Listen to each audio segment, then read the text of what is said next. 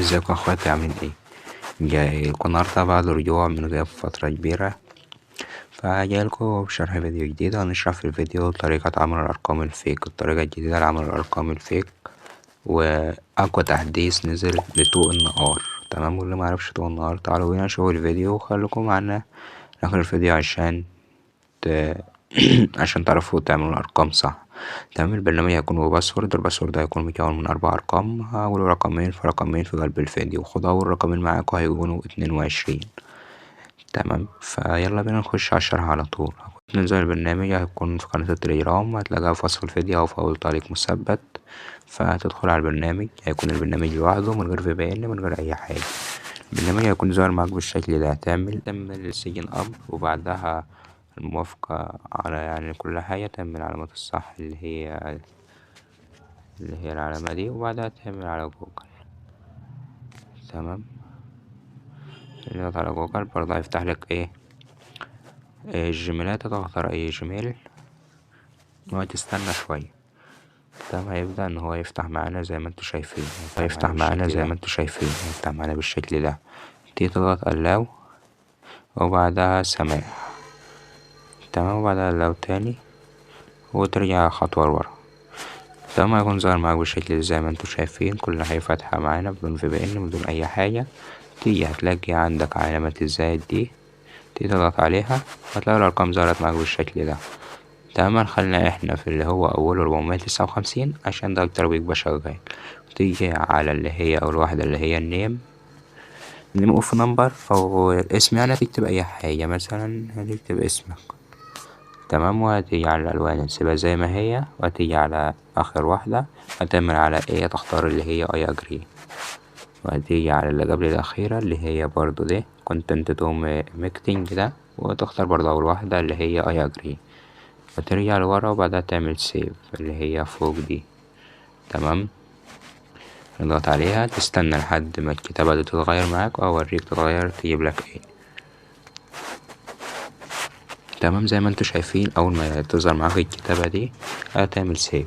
بس الرقم دي ظهر معانا، تضغط عليه ضغطة واحدة وهتختار أول واحدة اللي هي كوبي أو نسخ، وبعدها تخرج تجيب نسخة واتساب فاضية، أما هي نسخة رسمية. تمام، فأنا هفتح نسخة من الاستنساخ عشان ما عنديش نسخ فاضية.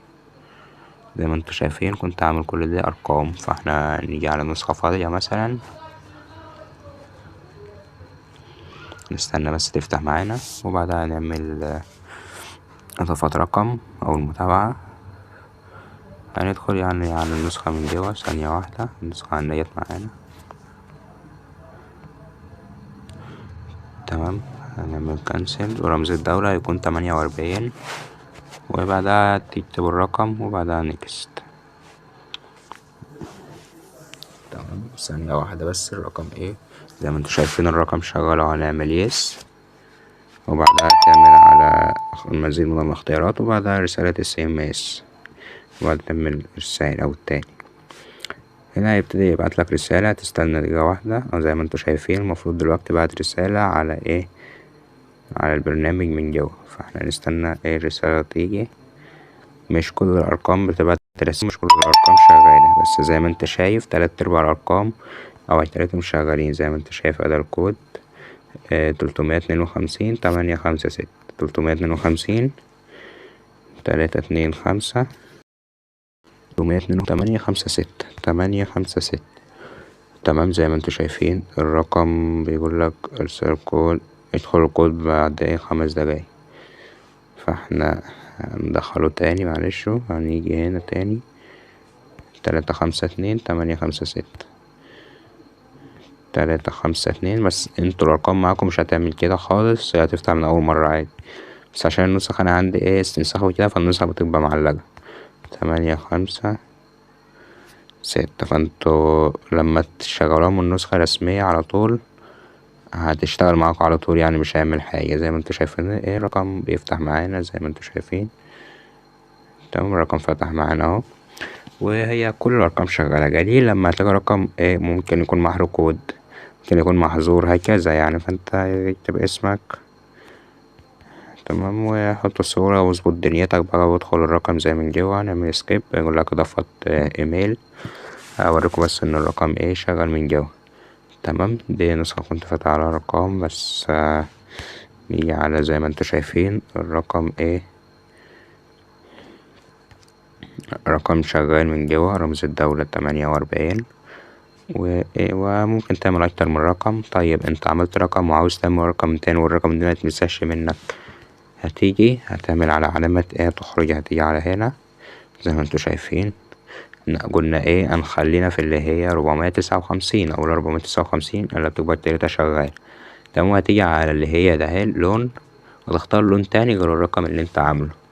تمام، مثلا اخترنا البلو الازرق وبعدها تيجي على دي اي اجري والاخيرة نفس النظام اي اجري وبعدها سيب.